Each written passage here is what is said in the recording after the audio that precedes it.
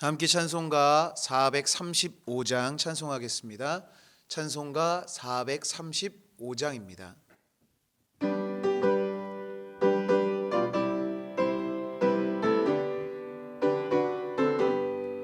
나의 영원하신 기업 생명보다 귀하다. 나의 갈 길 다가도록 나와 동행하소서. 주께로 가까이 주께로 가오니 나의 갈 길 다가도록 나와 동행하소서. 세상 불귀한 일함과 모든 명예 버리고 험한 길을 가는 동안 나와 동행하소서. 주께로 가까이 주께로 가오니 나의 갈 길 다가도록 나와 동행하소서. 어두운 골짝 지나가며 험한 바다 건너서 전군문에 이르도록 나와 동행하소서. 주께로 가까이 주께로 가오니 나의 갈 길 다가도록 나와 동행하소서.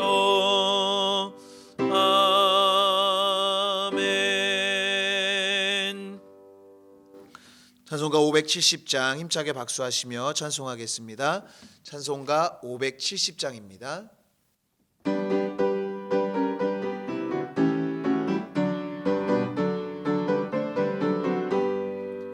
주는 나를 기르시는 목자요, 나는 주님의 귀한 어린 양. 푸른 풀밤 맑은 시냇 물가로 나를 늘 인도하여 주신다.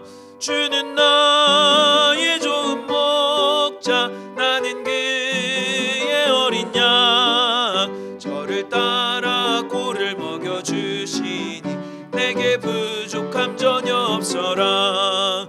예쁜 새들 노래하는 아침과 노을 비키는 고운 화모네 사랑하는 나의 목자 음성이 나를 언제나 불러주신다.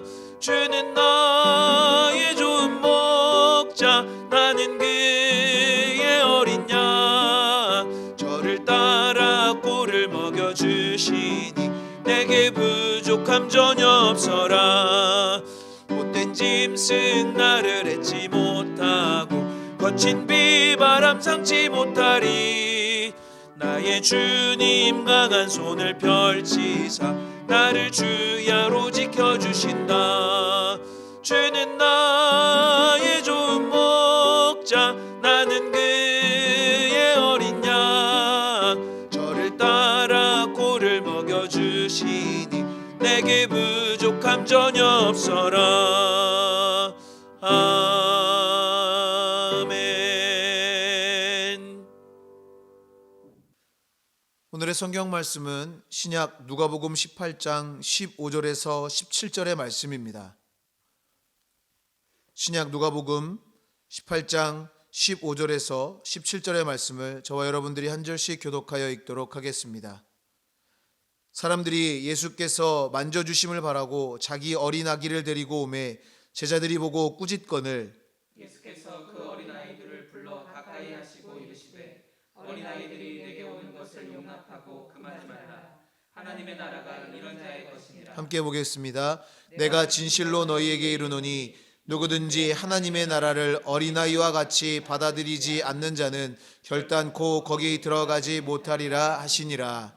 아멘. 할렐루야.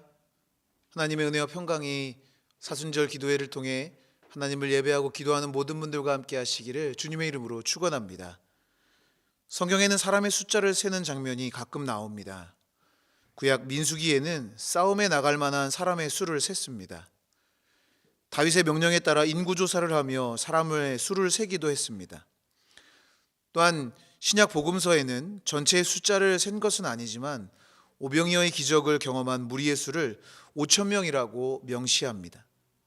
그런데 이렇게 사람의 숫자를 셀 때 빠지는 부류가 있습니다. 노인과 여자 그리고 아이들입니다. 싸움에 나갈 사람, 인구조사, 그리고 기적을 경험한 사람의 수에도 들지 못한 사람들입니다. 세 부류의 사람들은 사람 수를 셀 때 포함되지 않지만 모두 똑같이 취급을 받는 것은 아닙니다. 노인은 삶의 경륜이 있기에 존경을 받기도 합니다. 여성은 집안의 가사노동 및 많은 일을 담당하기에 꼭 필요한 존재라고 생각합니다. 하지만 아이들은 그저 지켜주고 보호해줘야 하는 존재입니다. 그리고 오늘 본문에서도 볼 수 있듯이 중요한 자리에 방해가 될 수 있는 요인 중에 하나로 아이들을 바라봅니다. 그래서 제자들은 사람들이 아이들을 데리고 예수님께 나왔을 때 꾸짖었습니다. 이것이 아이들이 당시에 받던 대우입니다. 가정에서는 귀한 존재일지 모르지만 누군가를 불편하게 만들거나 모임을 방해하는 존재로 인식돼 있습니다. 그러나 예수님은 제자들과는 다르게 아이들을 반응하셨습니다. 제자들은 부모와 아이들을 꾸짖었지만 예수님은 제자들에게 꾸지람을 들은 어린아이들을 불러 가까이 하셨습니다. 그리고 천국은 어린아이와 같은 사람들의 것임을 말씀하십니다. 오늘 말씀을 중심으로 어린아이들을 가까이 하시고 축복하신 예수님을 보며 몇 가지로 은혜를 나누고 기도의 제목을 삼고자 합니다. 첫 번째로 예수님의 품은 모두를 위한 품이라는 것입니다. 사람은 외모를 봅니다. 그것도 아주 중요하게 봅니다. 그런데 성경은 그것이 사람의 자연스러운 모습이라고 말합니다. 심지어 하나님의 사람조차 사람을 외모로 판단했습니다. 하나님의 사람인 사무엘이 하나님의 명령으로 사울의 뒤를 이을 왕을 세우기 위해 이새의 집을 찾아갑니다. 이새의 아들들이 사무엘 앞을 지나갈 때 사무엘은 첫 번째 아들인 엘리압을 보고 외형적인 모습만으로 그에게 기름을 부으려고 했습니다. 그때 하나님이 사무엘에게 말씀하십니다. 그의 용모와 키를 보지 말라. 내가 이미 그를 버렸노라. 내가 보는 것은 사람과 같지 아니하니 사람은 외모를 보거니와 나 여호와는 중심을 보느니라. 사람은 부족하기 때문에 외형적인 것을 보며 사람을 평가합니다. 그러나 예수님은 외모로 사람을 평가하지 않으셨습니다. 그리고 신분이나 사람들의 평가로 사람들을 차별 대우하지도 않으셨습니다. 예수님은 가난한 사람, 병든 사람, 배고픈 사람, 멸시와 천대를 받는 사람, 소외된 사람의 친구이셨습니다. 당시 아무도 상대하지 않고 부정탄다고 생각했던 나병 환자, 가늠한 여자, 부정한 병에 걸렸다고 생각하는 혈루병 걸린 여자, 심지어 죽은 자, 가난하고 헐벗고 굶주린 자, 병든 자, 세리들의 친구가 되어 주셨습니다. 외적인 것도 무시할 수는 없지만 인간의 가치는 외적인 것에 있지만은 않습니다. 생명은 그 생명 자체로 존귀합니다. 인간의 참된 가치는 인간 그 자체에 있는 것입니다. 예수님의 품은 예수님께 찾아오는 모든 이들을 위한 자리입니다. 예수님께 찾아오는 사람이라면 예수님은 그 사람이 어떤 사람이든지 마다하지 않고 품어주시고 사랑하시며 축복하십니다. 모든 이들을 품어주시고 사랑하시는 예수님께로 한 걸음 더 가까이 나아가는 우리 모두가 될 수 있기를 주님의 이름으로 축원합니다. 두 번째로 우리 모두는 예수님께로 가는 길잡이가 돼야 합니다. 2020년 6월 8일 암 투병 환자를 태워 응급실로 향하던 사설 구급차가 차선 변경을 하던 중 개인 영업용 택시와 가벼운 접촉 사고가 일어나는 일이 있었습니다. 구급차가 택시기사에게 명함을 건네며 차 안에 응급 환자가 타고 있으니 일단 후송 후에 보험 처리를 해주겠다고 말하며 이동하려고 하자 택시기사가 이를 막아서고 실랑이 끝에 10분여의 시간이 지체되어 결국은 골든타임을 놓치게 됩니다. 병원 도착 5시간 후 구급차에 타고 있던 환자가 사망하는 안타까운 사건이 있었습니다. 요즘은 구급차 사이렌이 울리면 한쪽으로 피해 환자가 골든타임을 놓치지 않게 길을 열어주기도 하는데 해당 택시기사는 환자가 타고 있는 구급차의 길을 막고 방해하여 안타까운 상황이 발생하게 된 것입니다. 이와 같은 극단적인 상황까지는 아닐지 모르지만 우리는 정말 어떠한 모습을 가지고 살아갑니까? 방해자의 모습입니까? 아니면 안내자의 모습입니까? 오늘 본문에서 제자들이 모인 모습은 어린아이들이 예수님께로 오는 것을 꾸짖으며 방해했습니다. 15절의 말씀입니다. 사람들이 예수께서 만져주심을 바라고 자기 어린아기를 데리고 오매 제자들이 보고 꾸짖었다는 것입니다. 모두 예수님의 축복을 기대하며 기뻐했지만 제자들은 마냥 기뻐할 수 없었습니다. 예수님이 중요한 가르침과 특별한 사역을 하기에도 시간이 모자란데 별로 중요하지 않은 아이들에게 시간을 많이 빼앗기는 것은 낭비라고 생각했을 것입니다.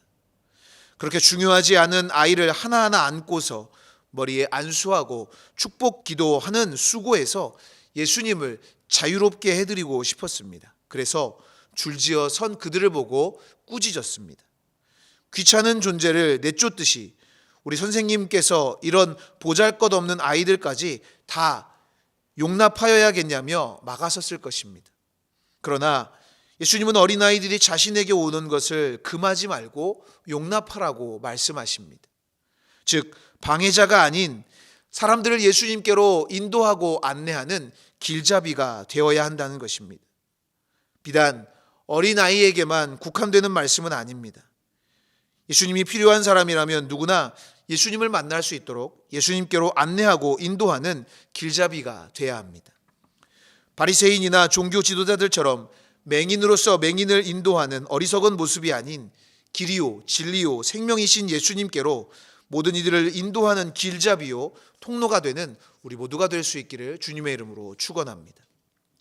마지막으로 예수님은 주님만을 바라는 사람을 기뻐하십니다. 어린아이 같은 믿음을 가장 잘 드러낸 성경의 인물을 들자면 단연 다윗일 것입니다. 다윗은 하나님 앞에 어린아이와 같은 모습을 가졌습니다. 하나님의 언약궤가 예루살렘으로 돌아올 때 다윗은 주변의 시선을 의식하지 않고 하나님께 찬양하고 기뻐했습니다. 그 모습을 본 다윗의 아내인 미갈은 왕으로서의 채통을 지키지 못했음을 지적했지만 다윗에게는 자신을 바라보는 주변의 시선이 아닌 하나님만이 중요했습니다. 그래서 하나님 앞에서 찬양하고 춤을 출 수 있었던 것입니다. 다윗의 시인 시편 131편 2절에 실로 내가 내 영혼으로 고요하고 평온하게 하기를 젖된 아이가 그의 어머니 품에 있음 같게 하였나니 내 영혼이 젖된 아이와 같도다라고 고백하는 것을 볼 수 있습니다. 다윗은 어린아이같이 하나님을 받아들이기 원했습니다. 젖된 아기가 어머니 품에서 어머니를 완전히 믿고 의지하여 고요한 평안을 누리는 것처럼 하나님 앞에서 자기 영혼이 젖된 아이와 같다는 것입니다. 하나님을 온전히 바라고 철저히 그분을 믿어 그 안에서 평안을 누릴 수 있는 것입니다. 이것이 예수님이 말씀하신 어린아이와 같이 하나님 나라를 받아들이는 모습인 것입니다. 다윗은 시편 131편 3절에 이스라엘 모든 백성들을 불러 지금부터 영원까지 여호와를 바라라 라고 권면합니다. 바라다는 여호와께 믿음을 두고 그가 이루실 것을 확신하며 기다리는 것을 의미합니다.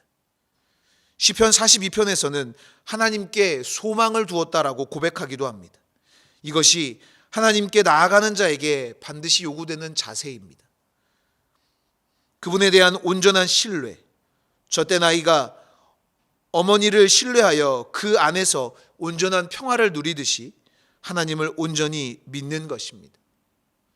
어른들은 예수님을 향한 다양한 마음과 시선을 가지고 있었습니다. 심지어는 제자들조차도 예수님께 의도된 마음을 가지고 있기도 했습니다. 하지만 엄마를 향한 아이의 마음이 계산적이지 않은 것처럼 예수님을 향한 어린아이들의 마음도 계산적이지 않았습니다. 그저 주님을 향한 온전한 신뢰와 소망만을 가지고 있었습니다. 예수님은 어린아이와 같이 주님만 온전히 바라고 신뢰할 때 하나님의 나라를 얻게 된다고 말씀하십니다.